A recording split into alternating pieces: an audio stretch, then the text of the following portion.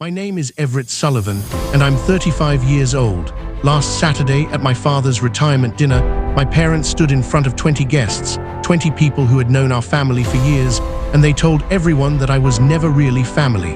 They said it the way you'd mention the weather. They said it, and then they laughed. Some of the guests smiled along, because that's what people do when they don't understand what they just heard. Others looked away, because some part of them understood exactly what they just heard, and they didn't want to be looking at me when I heard it too. I didn't argue. I didn't raise my voice. I didn't do a single thing that would have let them call me dramatic or ungrateful or difficult, because that's what they've called me my entire life whenever I dared to feel something out loud. I just stood up slowly, reached into the bag by my chair, pulled out one plain manila file, and slid it across that white tablecloth until it stopped in front of my father's plate. And I watched 30 years of their lying collapse in the time it takes a waiter to pour a glass of wine. That file didn't ruin their evening. Their evening was already built on a lie. That file just made the lie visible.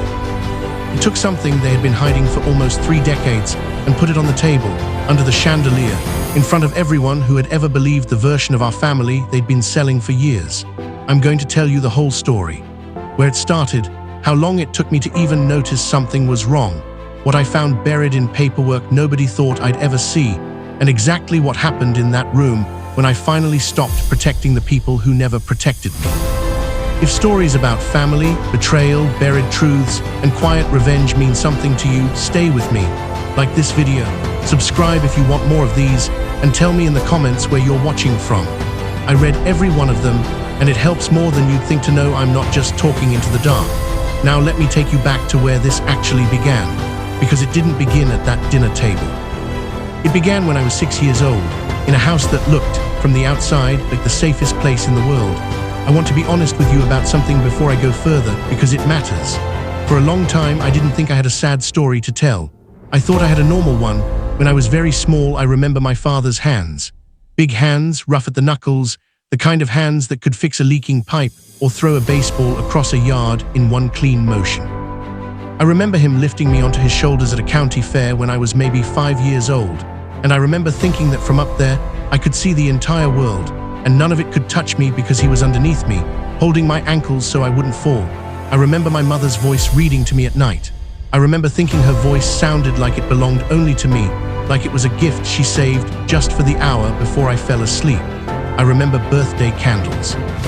I remember a red bicycle with training wheels. I remember believing, the way only a child can believe something with his whole chest, that I was loved completely and that nothing would ever change that. I tell you this not because it's the sad part. I tell you this because you need to understand what I lost, so that later, when I tell you what they took from me, you understand the size of it. You can't grieve a hole you don't know the shape of. And for the first 6 or 7 years of my life, I didn't know there was a hole at all. I thought the house I lived in was whole. I thought the family I belonged to loved me the way families are supposed to love their children, without conditions, without a price, without a leash. I was wrong. But I didn't know I was wrong yet. That part came later, and it came slowly, the way rock comes into wood, quiet, patient, invisible until the day you lean on it, and it gives way beneath you. The first crack came when my younger brother Colin was born. I was 7. I remember standing in a hospital hallway holding my aunt's hand, being told I had a little brother now, being told this was the happiest day of the family's life. And it was, just not for me, in ways I wouldn't understand for years. Something changed the day they brought him home. I can't point to one single moment and say, that's it, that's when it started, because it didn't happen all at once. It happened in inches. It happened in the way my mother's eyes would light up when Colin cried, rushing to him instantly, but would stay flat and unmoved when I cried, telling me to toughen up, telling me boys don't do that, telling me to go to my room until I could compose myself. It happened in the way my father would kneel down to Colin's height to talk to him, patient, warm, endlessly gentle, but would talk to me standing up, arms crossed, like I was an employee who kept missing deadlines. I want you to sit with that image for a second. A 7-year-old boy watching his own parents kneel for one child and stand over the other. Children notice everything. We like to pretend they don't, because it's easier for adults to believe that. But children notice everything, and they file it away, and they build their entire understanding of their own worth out of those small, quiet comparisons. Different rules applied to me almost immediately. If Colin broke a lamp, it was an accident, he's just a kid, don't make a big deal out of it. If I broke a lamp, I was careless, I was told I needed to grow up. I was made to work off the cost of it in chores that had nothing to do with lamps at all. Mowing a lawn, scrubbing a garage floor, punishments dressed up as responsibility. I remember my grandmother, my father's mother, looking at me once across a Thanksgiving table when I was maybe 9, and saying out of nowhere, in a tone that wasn't cruel so much as careless, "You're different from the rest of us, aren't you?" I didn't know what she meant. I laughed it off the way kids do when adults say strange things, but I never forgot it. It sat in me for years, a splinter I couldn't see but could always feel, and there was another phrase. I heard it more than once from more than one relative, always said lightly, always said like it was a compliment, always landing on me like a stone dropped from a height. "You're lucky we took you in, taken in, not born into, not welcomed, taken in like a stray animal, like a border, like something temporary that had simply overstayed into permanence. I want to tell you that I understood even then that this was wrong. I didn't. I was a child, and children build their entire sense of reality out of whatever their parents hand them. If your parents hand you scraps and tell you it's a feast, you learn to be grateful for scraps. I thought this was normal. I thought every family had a favorite and an afterthought, and I had simply drawn the wrong number. I didn't know yet that I hadn't drawn a number at all. I had been handed a role, and nobody had ever bothered to tell me the truth about why. The years that followed weren't dramatic. That's the part people don't understand about this kind of pain. It isn't always a single terrible night you can point to. Sometimes it's just years and years of small, grinding absence. A slow starvation instead of a single wound.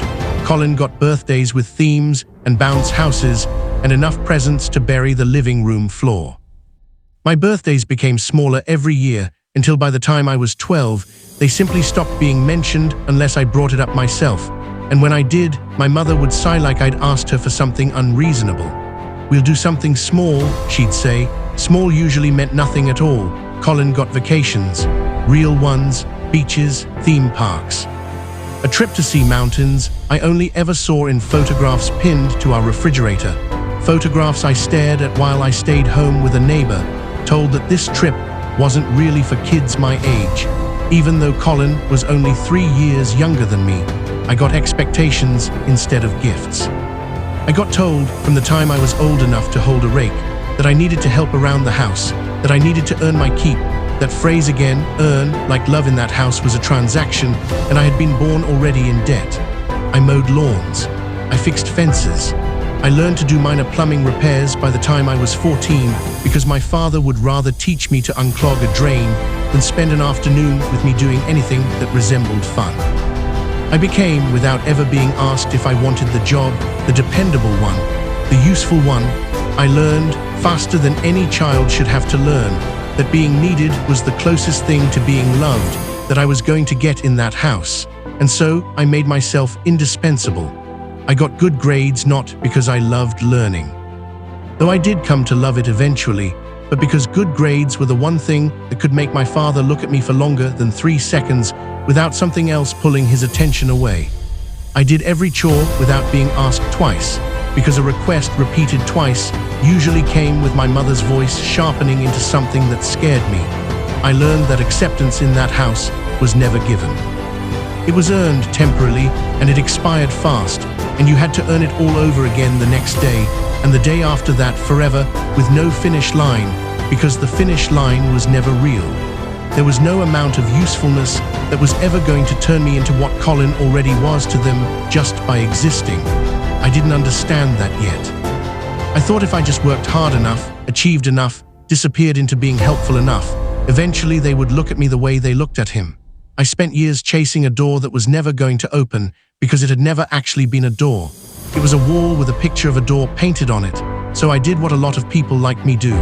I turned all of that hunger into fuel because I didn't know what else to do with it, and burying it felt better than looking directly at it. I studied harder than anyone in my grade.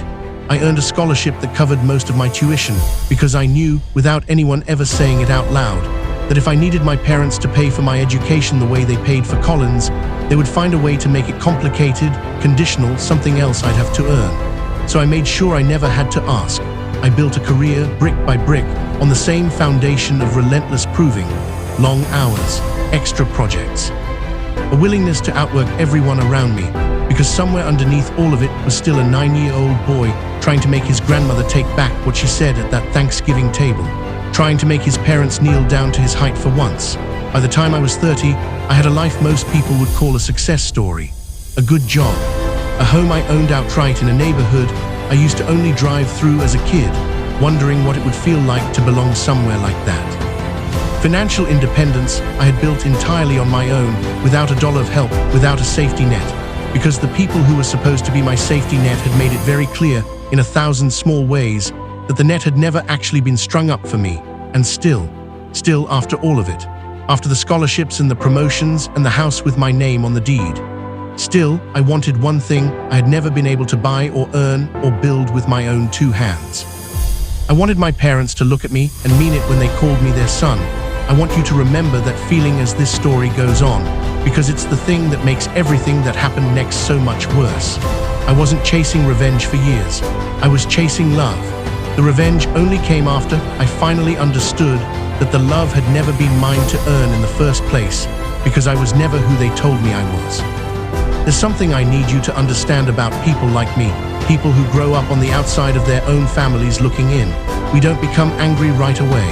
Anger is a luxury you learn much later, once you finally have enough distance to see the shape of what was done to you. In the beginning, all you have is confusion, and beneath the confusion, a kind of desperate, exhausting hope. I spent my 20s hopping. I spent long nights at the office telling myself that if I just closed one more deal, hit one more target, bought one more house that looked impressive enough in photographs, my father would finally call me and say the word proud out loud instead of implying it in the careful, distant way he always did.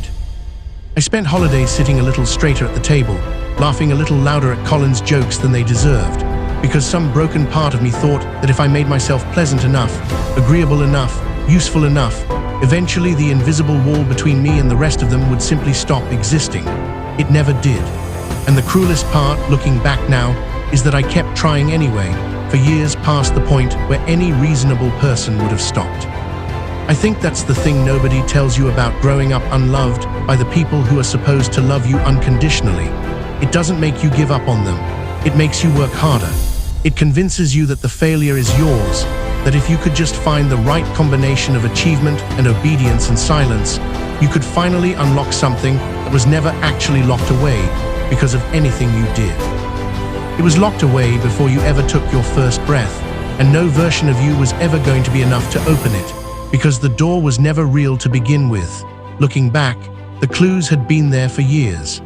I just hadn't let myself see them, the same way you can walk past a crack in your ceiling for months and only really look at it once the plaster starts falling. There was an afternoon, I must have been maybe 22, home for a holiday, when my Aunt Paulette, my mother's older sister, a woman who drank a little too much wine at every family gathering and said a little too much because of it, started a sentence at the kitchen table that she never finished. She said, "You know, when they first brought you," and then she stopped, and my mother's head snapped around so fast I remember the sound of her earrings hitting her collar, and Paulette laughed it off, said something about the wine, and the sentence died right there on the table like it had never existed.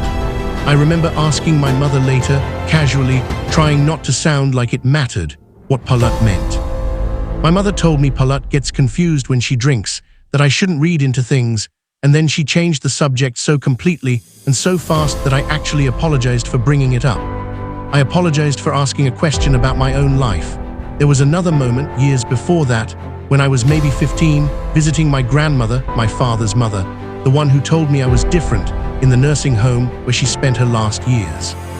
She was fatting by then, her mind slipping in and out of decades like a radio losing signal, and she looked at me one afternoon and called me by a name that wasn't mine. Not a nickname, a completely different name. When I told her that wasn't my name, she looked confused for a moment, and then she said, "Oh, that's right, you're the other one," and went back to watching television like she hadn't just said something that would sit in my chest for the next 20 years, the other one. There was an old family friend, a man named Dumps who had known my parents since before I was born, who ran into me at a hardware store when I was maybe 26. He looked at me for a long moment before he said hello, studying my face the way you study a photograph you're trying to place.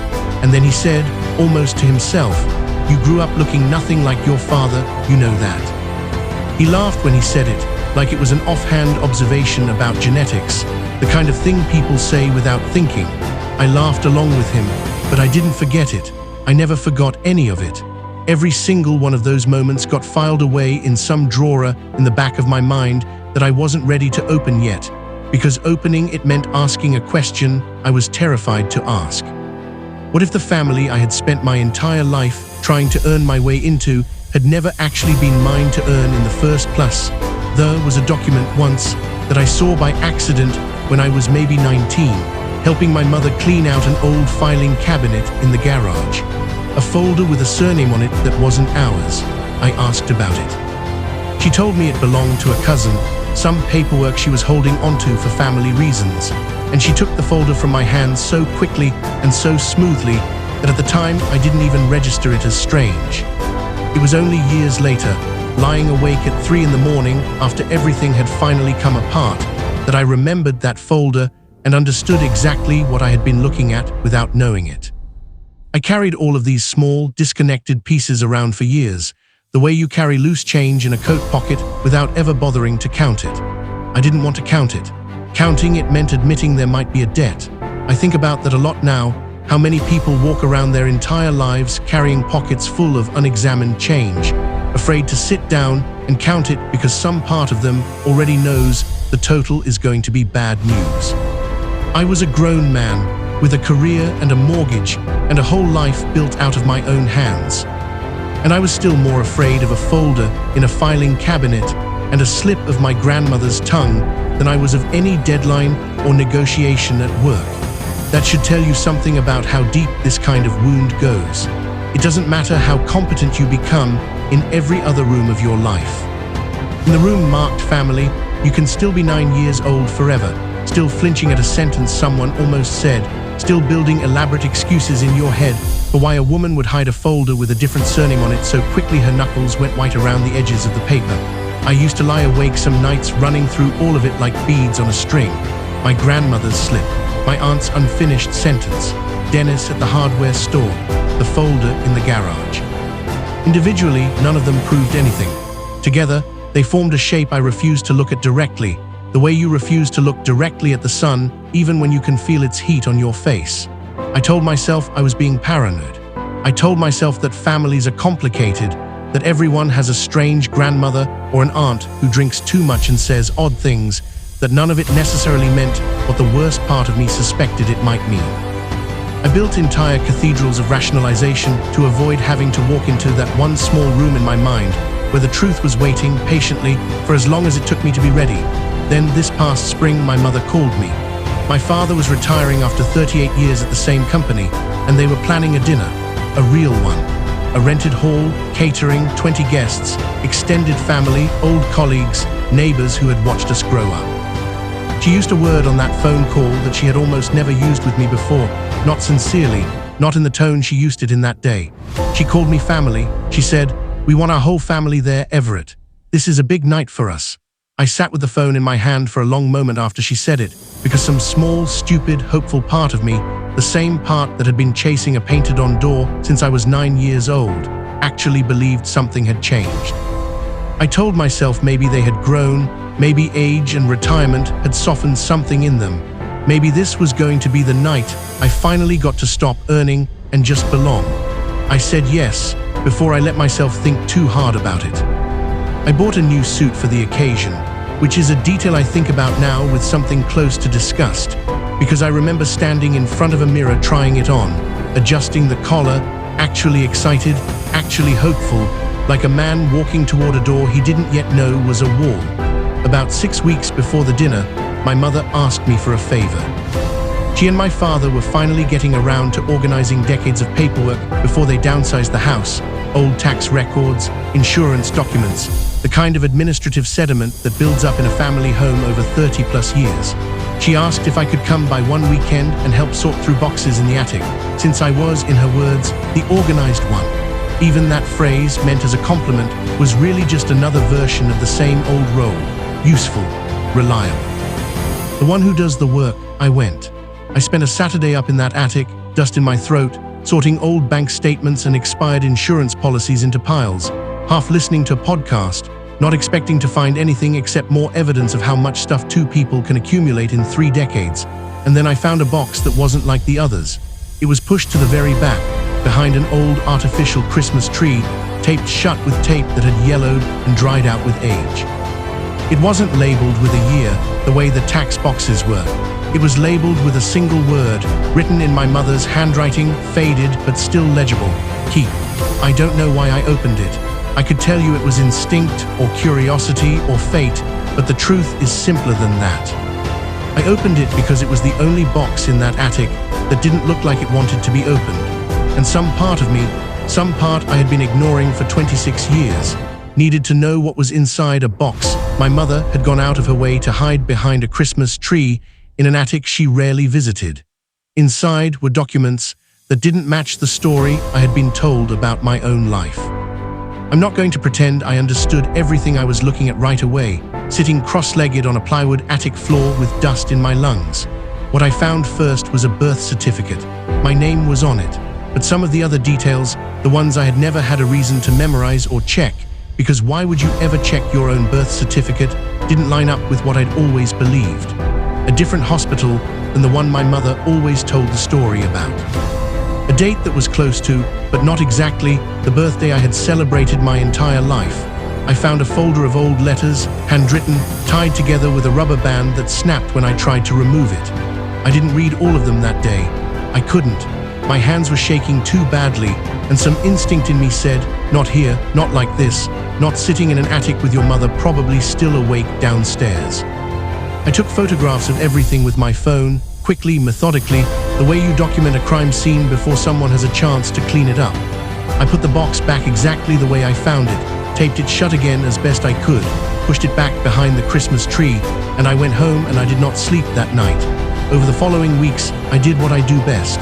I worked. Except this time, the thing I was working on was the truth about my own existence. I requested my full birth record from the state, the real one, not the copy that lived in a shoebox in my closet that I'd used for passports and driver's licenses my whole life.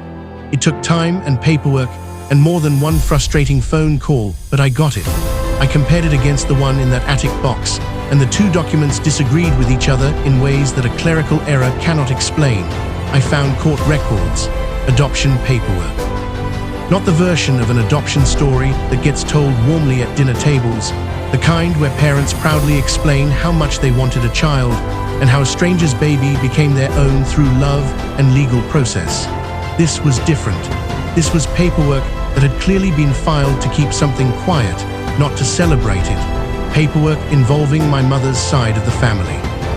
A relative I had grown up thinking of as a distant cousin at best, someone I'd met maybe 4 or 5 times in my entire life at holiday gatherings, mentioned by name in documents that made my stomach drop through the floor when I finally understood what I was reading.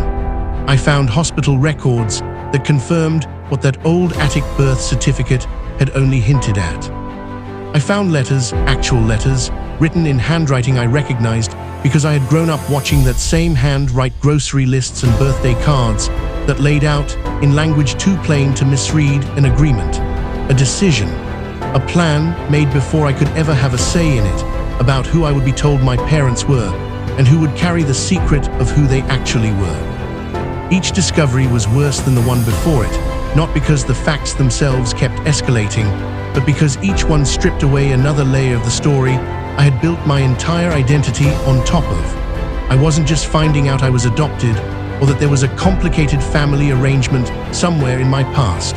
Millions of people find that out, and it changes nothing about how loved they were. What I was finding, piece by piece, letter by letter, record by record, was proof that the people who raised me had known this entire time, had chosen, deliberately, for almost 3 decades, to let me grow up believing a lie, while simultaneously treating me like an outsider in a house I had every legal and biological right to belong to, because the truth was not what they had told me at all.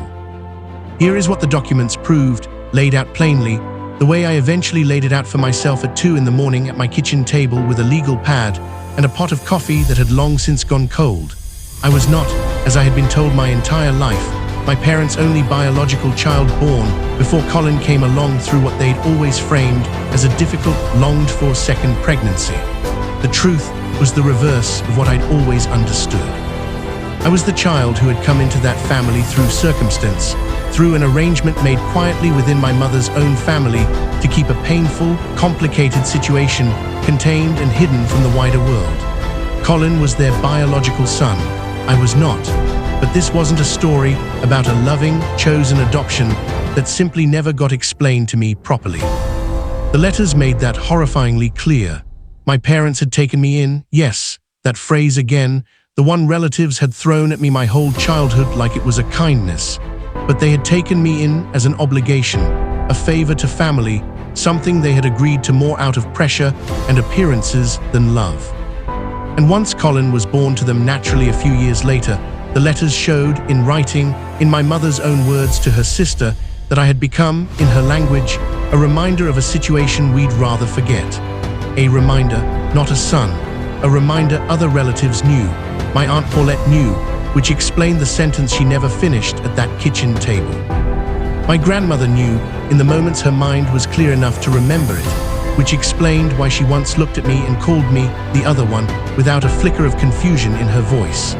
Even Dennis, the family friend from the hardware store, likely knew, or at least suspected enough to comment on how little I resembled my father, because apparently it wasn't just a passing observation to him.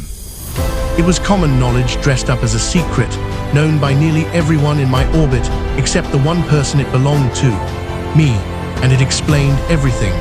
Every single thing I had spent my life trying to explain away as ordinary sibling favoritism, as bad parenting, as just the way some families are, none of it was ordinary. It was deliberate. The different rules, the missing birthdays, the vacations I was quietly excluded from, the constant, low-grade message that I was lucky to even be there, all of it was the visible surface of a decision my parents had made decades earlier and never once found the courage or the decency to explain to me directly. They let me spend 30 years earning a place in a family that had already decided, before I could even speak, that I would always be something other than fully theirs. I sat at that kitchen table with all of it spread out in front of me, and I want to be honest with you about what I felt, because it wasn't just sadness, and it wasn't just anger. It was something closer to grief for a version of myself that had never actually existed. The loved, chosen, wanted son I had believed I was failing to become my whole life. I hadn't been failing anything. I had simply never been given the thing I was trying so hard to earn. It had never once been on the table. I copied every page. I made duplicates of the letters, the birth records, the court documents, the hospital paperwork, everything, and I put the originals back exactly where they came from because I wasn't ready yet. I wasn't ready to confront them with it in some private, quiet conversation where they could soften it, explain it away, cry a little, and let it dissolve into another family secret that everyone silently agreed never to bring up again. I placed the copies inside one plain manila file, and I waited. I want you to understand something about me before I tell you what I did next. I am not a cruel person. I have never once in my life gone looking for a fight. Even after everything I found in that attic, some stubborn, aching part of me still wanted them to be the ones to fix it. I didn't want to be the one who exposed them. I wanted them to finally be honest, on their own, without me having to force it out of them with paperwork and a public audience. So in the weeks leading up to that dinner, I gave them chances. More chances than they deserved, if I'm honest with myself now. I called my mother one evening, and somewhere in the middle of a conversation about nothing, about the seating arrangements for the retirement dinner, I asked her, as casually as I could manage with my heart slamming against my ribs, "Is there anything about our family you've never told me? Anything at all?" There was a pause, just long enough for me to feel a flicker of hope that she was finally going to say something true. And then she laughed, a short, dismissive laugh, and said, "Where is this coming from?" "No, honey, what would there be to tell, honey?" She called me honey while she lied directly to my face, and some part of me, even knowing everything I knew by then, still felt a pathetic flicker of warmth at the word, because that's what 30 years of starvation does to a person. You'll take the smallest crumb and call it a meal. I called my father a week later. I asked him something similar, framed differently, something like, "Do you ever think about how things were when I was a kid? Like, is there anything you'd have done differently with me?" He got quiet for a moment, and for one brief, aching second I thought maybe this was it, maybe he was going to say something real. Then he said, "You turned out fine, didn't you? No use digging up old stuff, we did our best. We did our best."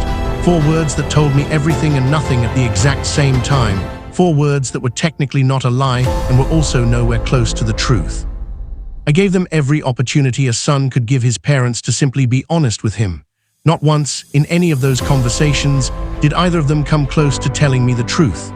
They chose, again, the same way they had chosen 30 years earlier, to let the lie stand, so I stopped asking. I put the file in my bag, and I went to the dinner. The venue was beautiful, I'll give them that. A rented hall with tall windows and warm lighting, round tables dressed in white linen, a small stage set up for speeches, a table near the back with a cake iced in my father's company colors.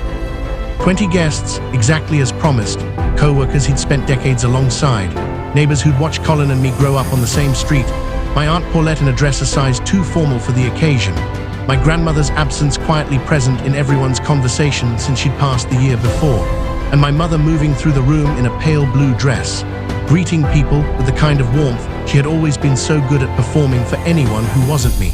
There were speeches. A former co-worker stood up and talked about my father's 38 years of dedication, his reliability, his integrity, and I remember sitting there with a glass of water in my hand, thinking about the word integrity, turning it over in my mind like a stone with a sharp edge hidden somewhere on it. There was cake. There were photographs, guests gathering around my parents for pictures that would end up printed and framed and displayed in a living room I had spent my childhood trying to earn a permanent place in. Everything, on the surface, looked perfect. If you had walked into that hall without knowing anything about my family, you would have seen exactly what my parents had spent 30 years building for public consumption. A warm, close, ordinary family celebrating a milestone together. I sat there with the file in my bag under my chair, and I told myself I still might not use it. I told myself maybe, somehow, this night could end without it. I want you to know that even then, even after everything, some part of me was still hoping they would surprise me. I had spent my entire life hoping they would surprise me. That night was no different, right up until the moment it became very, very different.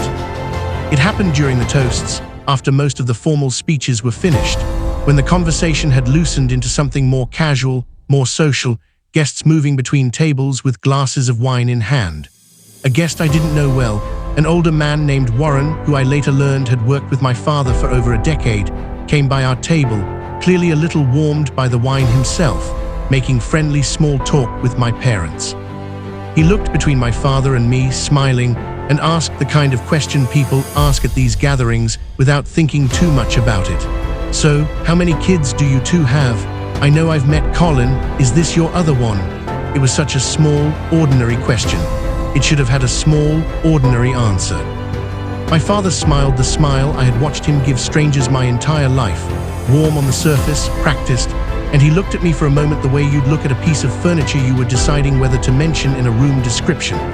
And he said, "Oh, him," just like that, "Oh, him," like he had to search for a second to remember who I even was. And my mother, standing right there in her pale blue dress with a glass of wine in her hand, laughed.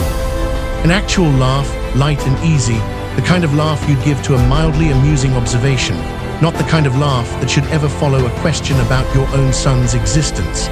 And then one of them, I genuinely could not tell you which one in that moment, because the room had started to ring in my ears, said the words I will carry with me for the rest of my life. He was never really family. They said it like it was a fact, like it was common knowledge. Like something everyone at that table already understood, the way you'd casually mention that a coworker had only been temping for a few weeks. Some of the guests laughed along, uncertain, the way people laugh when they think something is a joke but aren't fully sure. Others didn't laugh. Others went very quiet and looked down at their plates or at their hands or anywhere except at me, because some part of them, I think, understood exactly what had just been said and understood that it hadn't been a joke at all. The room felt very far away and very close at the same time. I remember the sound of the chandelier, a faint, almost imperceptible hum. I remember the weight of the file under my chair, pressing against my ankle like it had been waiting its entire existence for exactly this moment. I remember 30 years of birthdays that got smaller, vacations I wasn't invited on, chores I did to earn a love that was never actually available for purchase. All of it rising up in me at once, not as noise, but as something eerily calm, a stillness, a clarity I had never felt before in my life. I want to try to describe what those few seconds felt like, because I've replayed them so many times since that night that I can slow them down like a film reel now. There's a particular kind of silence that happens in a room full of people right after something true has been said out loud by accident, before anyone has decided how to react to it. It's not empty silence. It's a crowded silence, full of 20 people simultaneously deciding whether to laugh, whether to look away, whether to pretend they misheard. I sat inside that silence for what felt like an entire lifetime, but was probably only 3 or 4 seconds, and in those seconds, I felt every version of myself I had ever been arrive at once. The 6-year-old on his father's shoulders at the county fair. The 7-year-old watching his parents kneel for a brother he hadn't asked to compete with. The 9-year-old hearing his grandmother call him different. The 19-year-old handed a folder that vanished from his hands too fast. The 26-year-old at a hardware store being told he looked nothing like his father. Every one of those versions of me sat in that chair with me, and every one of them had been waiting a very long time for this exact moment. I looked at my father, I looked at my mother, and I stood up. I didn't shout. I want you to understand that clearly, because I know how these stories usually go in people's imaginations. Plates crashing, voices raised, someone storming out into the parking lot in tears. That's not what happened. I had spent 35 years learning how to swallow my anger in that family, and in the end, that skill was the exact thing that made what happened next so much more devastating than yelling ever could have been. I stood up slowly. I reached down into the bag beside my chair, and I felt the manila folder under my fingers, the weight of it, the way the paper edges had gone slightly soft from being handled so many times in the weeks before that night. I walked around the table, past Warren, who was still standing there with his wine glass, confusion starting to replace the friendly smile on his face. I stopped directly in front of my father, and I slid the file across the white tablecloth until it stopped against his dessert plate. If I was never really family, I said, my voice quiet, steady, steadier than I had ever expected it to be in a moment like this, then explain why every one of these documents says otherwise. I didn't raise my voice on a single word. I didn't need to. The stillness of it, the calm, was so far outside what anyone in that room expected from me that it landed harder than shouting ever could have. For a moment, nobody moved. My father looked down at the file like it was an object he didn't recognize, an unfamiliar shape that had appeared on his table without explanation. Then slowly, his hand reached out and opened it. I watched his face change in real time. I watched the color drain out of it, watched his jaw tighten, watched 38 years of careful, respectable composure crack down the middle in front of an audience he had spent his entire career building a reputation with.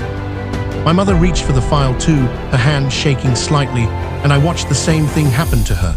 I watched recognition flood her expression the moment she saw the handwriting on the top letter, her own handwriting from 30 years earlier, words she had written to her sister and clearly believed had disappeared into the past along with everything else she'd buried. The guests began to notice. A few leaned in, curious, and then caught themselves, unsure whether it was appropriate to look. Others didn't hold back. Aunt Paulette, sitting 2 seats down, went pale, her wine glass frozen halfway to her mouth, because she knew, better than almost anyone else in that room, exactly what those documents meant. Whispers started, low at first, then spreading, the way whispers do in a room that's trying to be polite about its own shock. I watched relatives who had spent my childhood making comments about how lucky I was to be taken in suddenly avoid my eyes entirely. My parents' confidence, the same easy, practiced warmth they had walked into that hall with, evaporated in front of everyone who had ever believed in it. I want to tell you it felt like victory. It didn't, not exactly.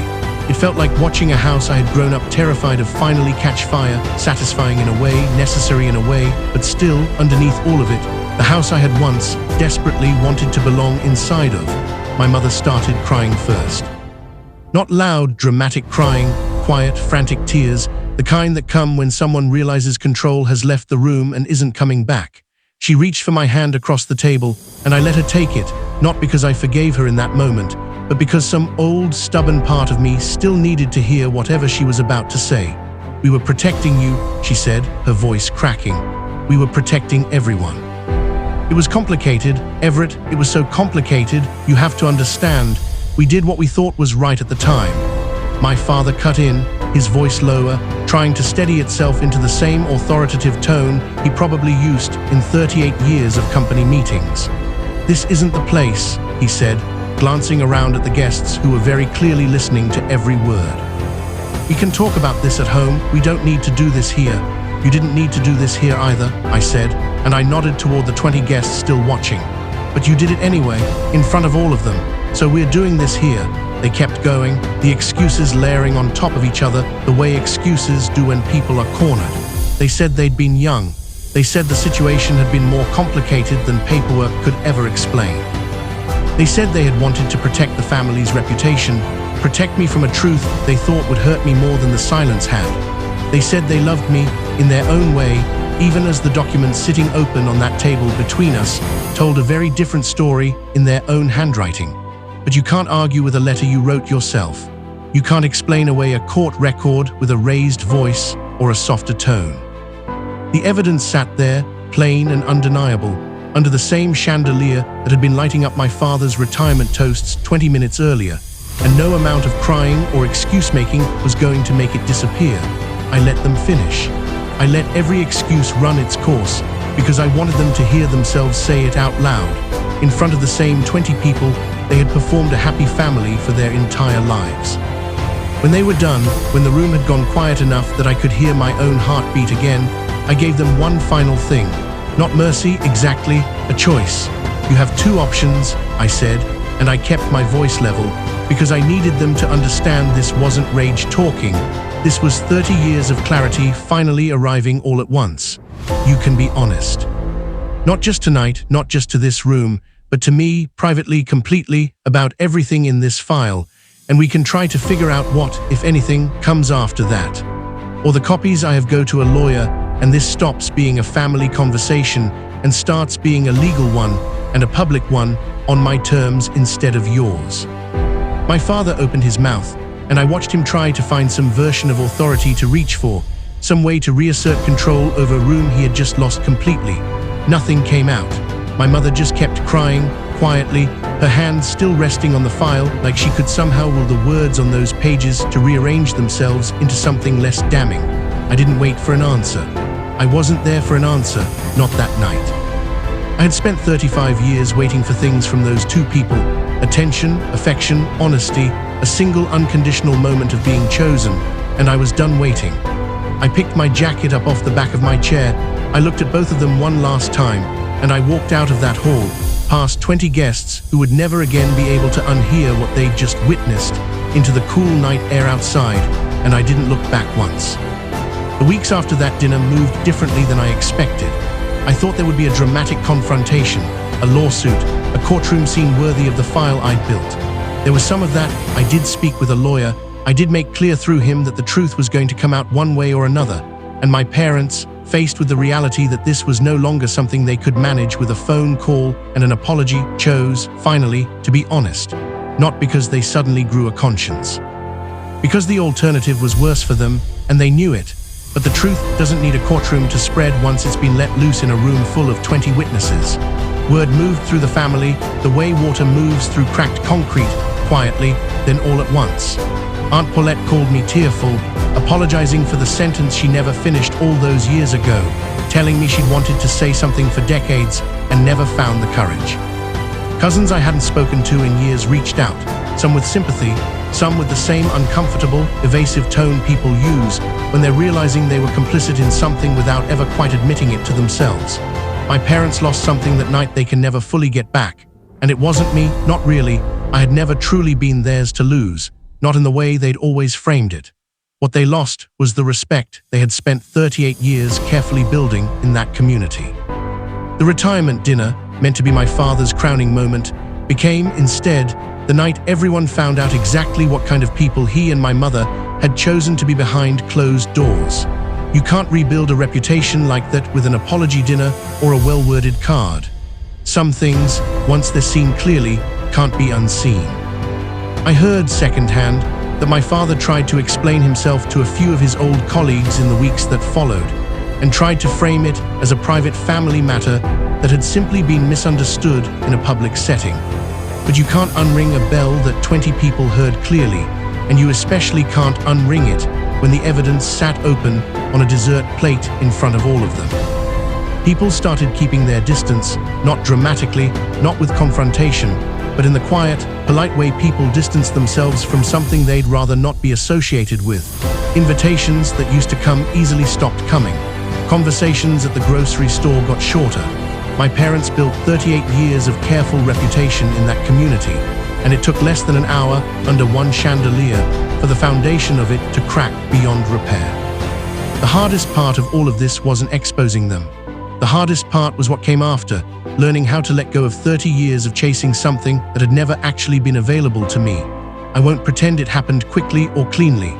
There were nights, even after everything, where I still found myself reaching for the phone to call my mother about something small, out of pure habit, before remembering all over again exactly who she had shown herself to be. Grief doesn't care that you already know the truth. It makes you relearn it again and again until it finally sticks. But slowly I started to notice something else. I started to notice the people who had actually chosen me all along without ever needing a document to prove it was necessary. Friends who showed up, a mentor from early in my career who had believed in me before I'd believed in myself.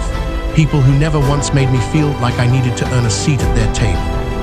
I remember one evening, maybe a month after the dinner, sitting on my porch with a close friend who had known me for over a decade, someone who had watched from the outside as I spent years chasing my parents' approval without ever fully understanding why it mattered so much to me. I told him the whole story that night, start to finish, the attic box, the letters, the retirement dinner, all of it. And when I finished, he didn't say anything for a long moment. Then he said something I haven't been able to shake since. He said, "You've been trying to earn a place at a table that was never yours to sit at, when there were people building you a whole new table this entire time, and you barely noticed because you were so focused on the one that kept rejecting you." I sat with that for days afterward. I'm still sitting with it now, if I'm honest. Healing, for me, hasn't looked like a single dramatic turning point. It looked like small, unremarkable moments that quietly rewired something in me I didn't even know was broken. It looked like a friend remembering my birthday without being reminded. It looked like a colleague checking in on me for no reason other than that she cared how my week was going. It looked like realizing slowly that I had spent so long starving for scraps from two specific people that I had nearly missed the full meal being offered to me by everyone else around me the entire time. That recognition didn't erase the grief, but it gave the grief somewhere to go besides, straight back into me. I started to understand, in a way I couldn't have understood at 9 years old, or at 19, or even at 30, that family was never supposed to be a debt you spend your entire life paying down. It was supposed to be the one place you never had to prove yourself at all. I had just never been given that, not because I wasn't worthy of it. Because the people who owed it to me had decided, decades before I could even speak for myself, that I would always be an afterthought in a story that was never mine to begin with, but that I got to write the ending of anyway. I still have the file. The original copies, at least, the ones I didn't hand over to a lawyer. It sits in a drawer in my home office now, and every once in a while I open it, not out of anger anymore, but almost like checking a wound to see how much it's healed. For a long time, that file represented the worst night of my life. It represented 30 years of being lied to, of being told I was lucky just to be tolerated, of earning scraps and calling it love because I didn't know any better. It represented the moment my parents looked at 20 people they'd spent decades performing for and chose, one more time, to treat me like I was less than what I actually was.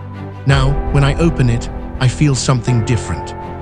I feel the weight of it lifting a little more each time, because that file isn't just proof of what they did to me anymore. It's proof of the moment I stopped waiting for them to change and finally, after 35 years, chose myself instead. I closed that folder in my office the other night for what I think might actually be the last time. And for the first time in my entire life, closing it didn't feel like losing something. It felt like being free. The hardest truth I ever learned wasn't that I wasn't treated like family. It was realizing that real family never makes you earn the love that should have been yours from the beginning. I spent 35 years trying to prove I deserved a seat at a table that had already decided, long before I could speak for myself, exactly what I was allowed to be. And in the end, the only way I ever found peace wasn't by finally earning that seat. It was by walking away from the table entirely and building one of my own. I want to ask you something, and I really do want you to answer this one, because I've thought about it more than almost anything else since that night.